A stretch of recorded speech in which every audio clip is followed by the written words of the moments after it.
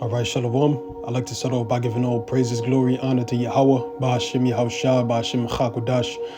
Peace and double honors to the elders and apostles of great milestone that give us his truth and all his purity. And salutations to all Yakim pushing this word throughout the four corners of the earth in sincerity and the truth. I'm the brother Yahushua, and the topic of this lesson will be centered around how Yahushua, whom the world ignorantly called Jesus Christ, he's not coming for peace and to save everybody. And that's a common misconception that the world has, especially Christians, that the Lord is coming back to just save. And, they don't understand the true nature of Yahweh Ba'ashem Yahushua. The God of the Bible, the Most High, Yahweh and his son, they're men of war.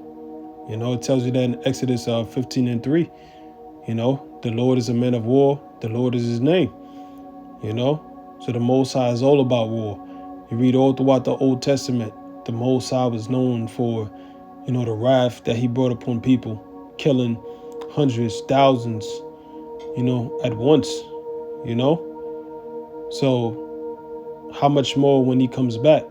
When the Most High sends his son Yahushua, which in the scriptures is known as the angel of death, because Yahushua, he was that angel that passed over the Israelites in Egypt and killed the firstborn of the Egyptians, which is why he earned that title. He was the one on that chariot, man. It wasn't the Most High himself that came down, because the Most High, he doesn't come off his throne. He can't, I'm not going to say he can't, but if the Most High were to come to his creation, everything would be destroyed, man. So his son Yahushua is his ambassador. Whenever the Most High needs to be represented, he sends his son in his stead, which is why Yahushua is known as the invisible image of the Most High, because he's the Most High, the Most High's image. If you were to see the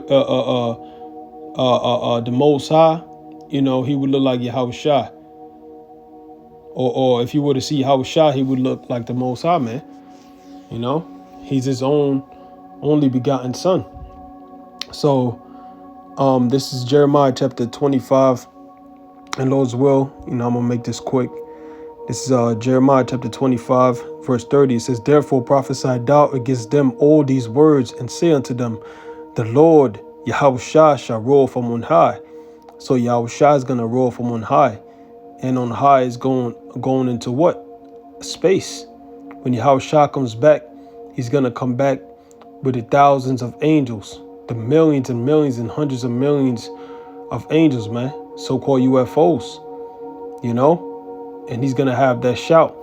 And real quick, what is it? Isaiah 42, I think, or 40, let me see.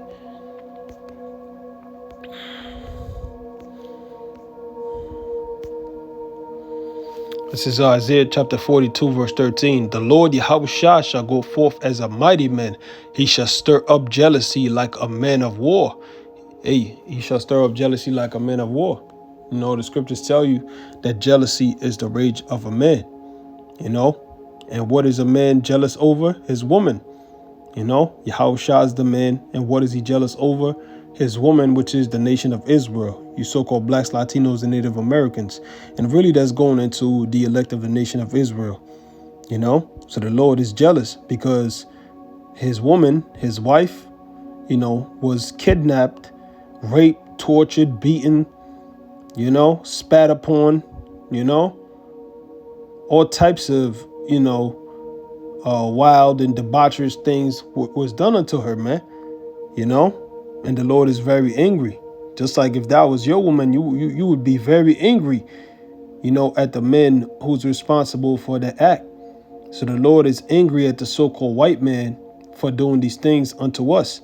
So the Lord shall go forth as a mighty man. He shall stir up jealousy like a man of war. He shall cry, yea, roar. He shall prevail against his enemies. So the Lord is going to cry and roar, because he's known as the conquering lion of the tribe of Judah. So when he comes, he's going to have that war shout. He's going to scream, ah, you know, not exactly, like I did it, but, the Lord, he has his own glory, man. When he screams, man, it's going to shake the heavens and the earth. Yahushua's shout is going to be more powerful than all nuclear missiles put together, man. So it says he shall cry, yea, roar, he shall prevail against his enemies. So the Lord is going to prevail. When Esau, the so-called white man, goes to make war with Yahushua and the rest of the angels, it's not going to be any match. The Lord is going to prevail, man. This is the only begotten Son of the Most High himself. I have long time holding my peace. I have been still and refrained myself. So Yahushua have long time been still, refrained himself, and held his peace for 2,000 years.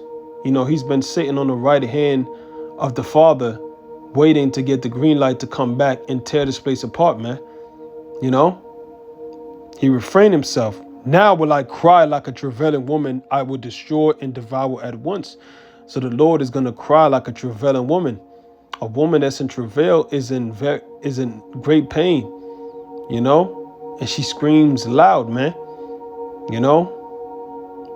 Brothers that got, seeds and, women, wives, they know what I'm talking about, brothers that were in the delivery room and, the woman is screaming and all that. Hey, man, that's likening to how Yahushua's coming, man. He's going to have that cry, man, that you could hear from miles away. Hey, man, you're going to hear Yahushua's shout on earth, but he's going to be in space. And according to Esau, this is what he says, sound doesn't travel well in space.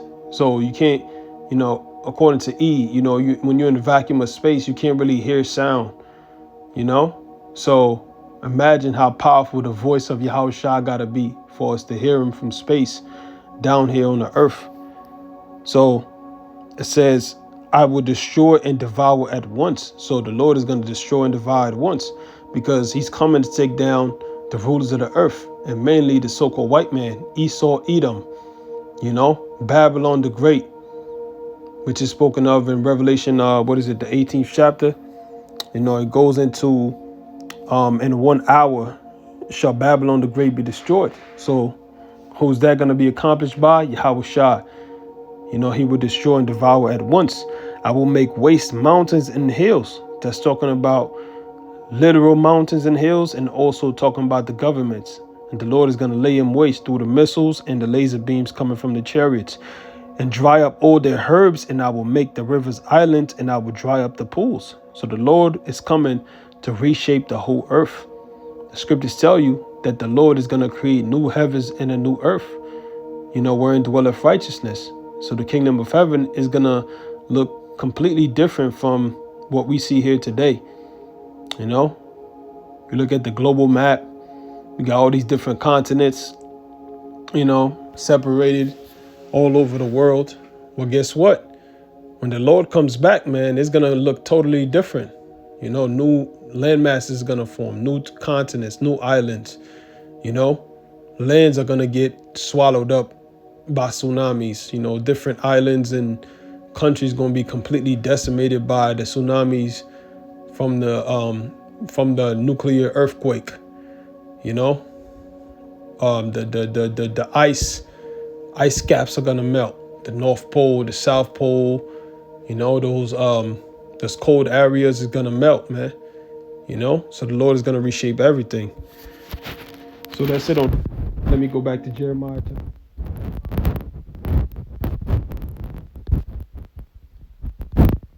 Verse 30, therefore prophesy thou against them all these words, and say unto them, the Lord Yahushua shall roll from on high, and utter his voice from his holy habitation. He shall mightily roar upon his habitation. He shall give a shout as they that tread the grapes against all the inhabitants of the earth. And that's going into how Yahushua, when he comes back, he's going to decimate billions of people, mainly the so-called white race. Because when you read, Isaiah, the 63rd chapter, it goes into who is this that coming from Edom, and it goes into um, the Lord trodden down the people alone like grapes.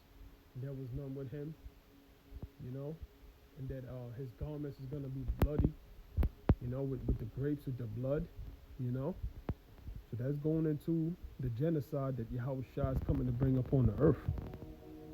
So verse 31, a noise shall come even to the ends of the earth. Yeah, that's going into the nuclear, what's that called? I guess sound wave, because you could hear the missiles from miles away. And also the alarms from those different cities and states that's going to sound the alarm for nuclear war. Nuclear missiles is coming, get closer to your nearest bunkers, as well as the trumpet being blown from the chariots from his space, man. Forgot what scripture goes into that, how there's going to be a trumpet when Yahweh Shah comes back, man. So it's like it says, for the Lord have a controversy with the nations. He will plead with all flesh. He will give them that are wicked to the sword, saith the Lord Yahweh Bashim Yahushua. And who's the wicked? Isaiah the 34th chapter. It says, my sword shall be bathed in heaven. It shall come down upon Idumea, Edom, Esau, Edom, the so-called white race, the people of my cursed judgment.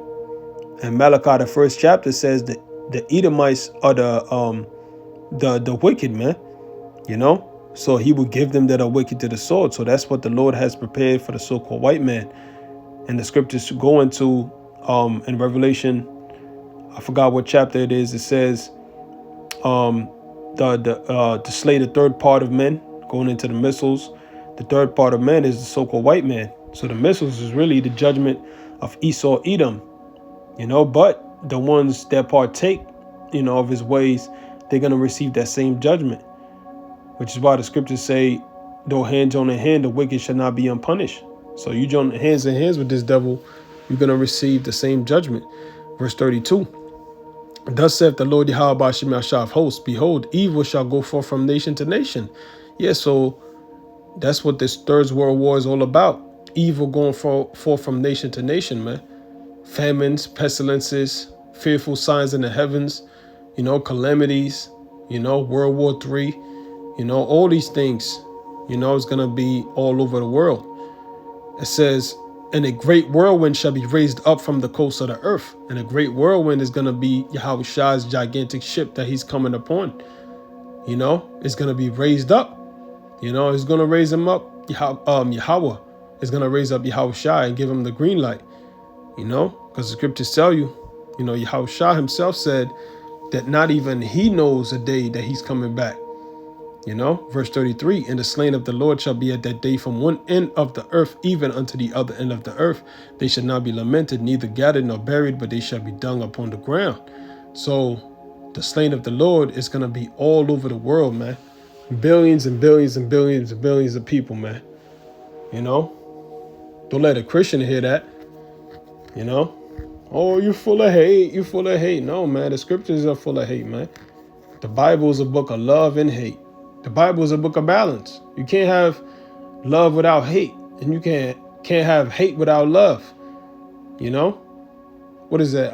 Ecclesiastes, the 3rd chapter. To everything there is a time and season, and purpose under heaven. A time of war and peace, a time of love and a time to hate. So this is the time to hate, man. Which is why the Lord is gonna unleash His wrath upon the earth. But that's the point on that. Now let's go to Isaiah chapter 66, verse 15. For behold, the Lord Yahweh Shah will come with fire. So the Lord there is not talking about the Most High himself. It's talking about Yahweh Shah. Because the Most High, he don't got to come down. Yahweh Shah represents him. For behold, the Lord will come with fire, and with his chariots like a whirlwind, to render his anger with fury and his rebuke with flames of fire. So the Lord is coming with the thousands and thousands and thousands of angels, man. When Yahweh Shah was about to be taken up on the cross, I believe he told Peter, Oh, no. Either Peter or Pilate, if I'm not mistaken. One of them. He told him, don't you think I could pray to my Father and he shall give me more than 12 legions of angels? One legion of angels is 7,000 angels, man. Times 12, that's 84,000 angels.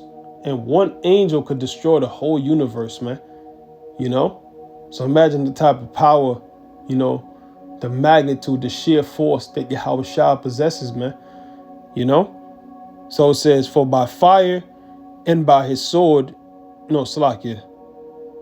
Verse 15, for behold, the Lord will come in fire and with his chariots like a whirlwind to render his anger with fury and his rebuke with flames of fire. For by fire and by his sword will the Lord Yahweh Shah plead with all flesh, and the slain of the Lord Yahweh Shah shall be many. So the Lord is going to plead, which plead means to judge. So the Lord is going to judge with all flesh by fire and by his sword. So by fire, which is going into the laser beams, and his sword, which is going into the nuclear missiles, man. So by those, the Lord is going to judge the world, and the slain of the Lord is going to be many, billions of people. Majority of the people on the earth right now are here for judgment. What is it in 2nd Ezra? It says, there be many created, but few shall be saved. It said, and then another one says, let the multitude perish that was born in vain. So most of the people that we see here on the earth today, they were born to die. They were born to fear the wrath of Yahweh Ba'ashem Yahweh Shah. That's it on that. Now let's go to Revelation chapter 1, verse 7. It says, behold, he cometh with clouds, and every eye shall see him. So every eye all over the world is going to see Yahweh Shai. From north to south, from east to west, is going to see the Lord. And one analogy that I always like to use is, to show you the power of Yahweh Shai. We on the Western Hemisphere in America, and, it's night here right now, but it's daytime on the east. Only one side of the earth gets sunlight at a time, which is why you have the different time zones. So for the whole world to see Yahweh Shai in two different time zones would mean that Yahweh Shai would have to appear bigger than the sun when he comes back. He's going to have to be, the size Yahweh Shai is going to be when he comes back. He might be able to grab the earth with his bare hands, man. That's the type of power that we're dealing with, man. The son of the king of terrors, the prince of terrors, man. So it says, behold, he cometh for clouds, and every eye shall see him, and they also which pierced him. And that proves reincarnation. The ones that put Yahweh Shah on that cross, 2/3 of our people, along with the Romans, it says, and all kindreds of the earth shall wail because of him. So they're going to wail, they're going to cry, because when Yahweh Shah comes back, all things are going to come to remembrance. All our past lives, not just us, 2/3 heathens, everybody that's here on earth when Yahweh Shah comes back is going to remember all their past lives, because the Lord, he's a righteous judge. He's not just going to cause you to get destroyed without telling you why you're being destroyed. So before you die, he's going to flash your life before your eyes and your past lives as well, so that he could be justified in beating that hammer, man. Once a judge lays that hammer down, man, it's over, man. They have enough evidence against you. Now it's time to do your time, to pay for your crimes, man. And real quick, let me get a scripture.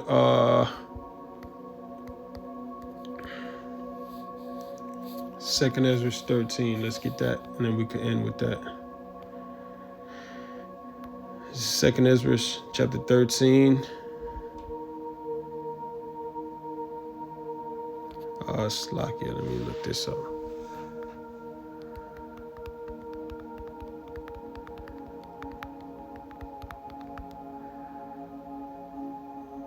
$38. I'm gonna jump down. This is 2nd Ezra chapter 13, verse 38. This is the GNTD version. It says, he will confront them with the wicked plans they have made, and also with the torments they must endure. So the Lord is going to confront the elites with their wicked plans, which is the newer order that they have, man. And it says, and also with the torments that they must endure, because the elites, best believe right now they're having all types of dreams and visions about the kingdom, man, about the torture and pain that they're gonna have, man. And much more when Yahushua comes back. Once they see Yahushua come back, man, they're gonna know it's over. The scriptures tell you in Isaiah either the second or fourth chapter. It might be second chapter. It tells you that when Yahushua comes back, they're gonna say to the mountains and to the hills, fall on us and hide us from the face of him that sitteth upon the throne and from the wrath of the Lamb. Can you imagine the type of fear you gotta have? Can you imagine how fearful Yahushua is, man? When he comes back, for you to look at him and just say, oh, hell no, I'd rather die under this mountain, man. That's the thoughts the elites are gonna have when Yahushua pull up, man. Because they know he doesn't mean any good to them. It says this is what the flames meant. Then he will easily destroy them by the means of the Lord. That is what the fire meant. Matter of fact, let me get it in a regular version because it says it better. This is 2 Ezra 13 and 38. And shall lay before them their evil thoughts. So the Lord is going to lay before them their evil thoughts before they feel the wrath. They're going to know why the fuck they getting judged. They're going to remember, eating the swine. They're going to remember their adultery. They're going to remember their idolatry. They're going to remember all the wicked deeds they did, man. Just like when niggas go to prison, man, they have some time to sit down and think about how they fucked up. But guess what? The Lord, when he brings that judgment, man, you ain't gonna have no time, because it's gonna be in 1 hour, Babylon the Great is gonna be destroyed. But that hour is gonna feel like eternity, man. Because the pain is gonna linger. The Lord is gonna make sure it ain't easy, man. It ain't gonna be no, oh yeah, missile come, boom, bye, you die. No, you're gonna have to sit back, stand there, and just melt away. And even while you're melting away, the scriptures go into your eyes consuming in their holes and their tongue consuming in their mouths. Even while that's happening, when your eyes go away, you're still gonna see the Lord Yahushua on the chariots, man. The blind is gonna see Yahushua. The deaf, the dumb, the lame, whatever you could think of is gonna see the Lord Yahushua, and they all gonna bow down to him, man. It tells you that in I